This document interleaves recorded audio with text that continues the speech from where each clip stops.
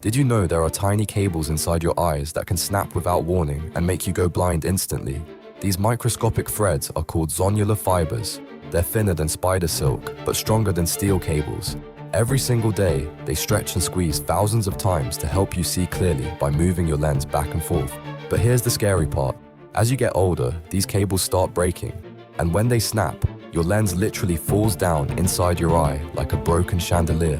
Your vision goes from perfect to severely blurred in seconds. People who rub their eyes too much are at huge risk. So are those who stare at screens all day, causing eye strain. High blood pressure also weakens these support cables over time. The most terrifying fact?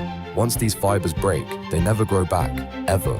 You need surgery to fix it, or you could lose your sight permanently. Those daily habits like rubbing itchy eyes from allergies or ignoring your blood pressure readings, they're slowly destroying these invisible cables that keep you seeing the world clearly.